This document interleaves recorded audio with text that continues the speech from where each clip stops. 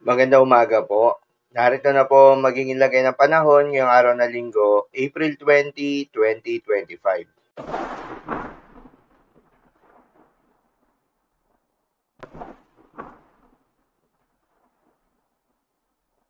Sa kasalukuyan na tayo sa pag-asa, easterlies o yung mainit na hangin galing sa may karagatang Pasipiko ang patuloy pa rin nakakaapekto sa buong bahagi ng ating bansa dahil dito ay asahan pa rin yung generally fair weather condition sa malaking bahagi ng ating kapuluan, mainit at malinsangan na panahon sa umaga hanggang sa tanghali.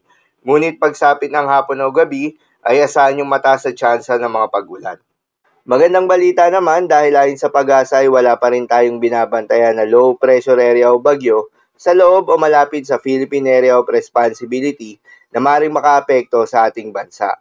Para naman sa magiging lagay ng panahon ngayong araw ng linggo, dahil nga sa epekto nitong easterlies, asahan sa Davao Occidental at Davao Oriental ang maulap na kalangitan na may kalat-kalat na mga pagulan at thunderstorms.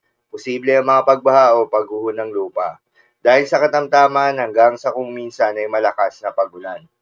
Habang sa Metro Manila at nalalabing bahagi pa ng ating bansa, ay asahan naman yung bahagyang maulap hanggang sa maulap na kalangitan na may kalat-kalat na mga pagulan o thunderstorms na dulot pa rin ng easterlies.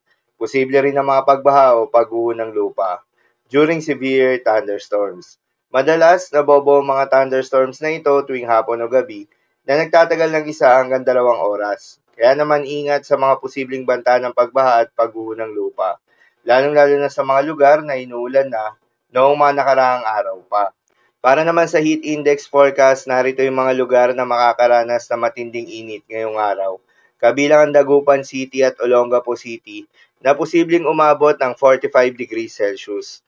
Habang sa Apari Cagayan, Balera Aurora, Kamiling Tarlac, Kasiguran Aurora, Itiague Isabela, Iloilo City at Tuguegarao City ay posibleng umabot naman ng 43 degrees Celsius, habang posibleng umabot sa 42 degrees Celsius sa may Alabat, Quezon, Bacnotan, La Union, Catarman, Northern Samar, Cavite City, Coron, Palawan, Dumangas, Iloilo, Infanta, Quezon, La Carlota City, Lawag City, Mambusaw, Capiz, Pasay City, Pili, Camarines Sur, Roa City, San Jose Occidental, Mindoro, Tanawan City, Tarlac City at Zamboanga City. Kaya naman paalala ng pag-asa na huwag kalimutan magdala at uminom ng tubig at magdala rin ng payong kung may lakad. Bawasan muna ang paglabas ng bahay sa panahon ng mataas na temperatura upang maiwasan ang heat-related emergencies kagaya ng heat exhaustion, heat cramps at heat stroke. Para naman sa lagay ng mga dagat baybayin, ayon sa pag-asa ay wala tayong nakataas na gale warning sa anumang seaboards ng ating bansa.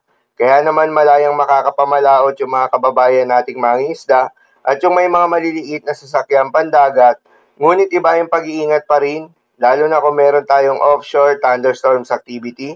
Asahan yung paglakas ng hangin at kaakibat nito ay pagtaas rin ng mga pag-alon.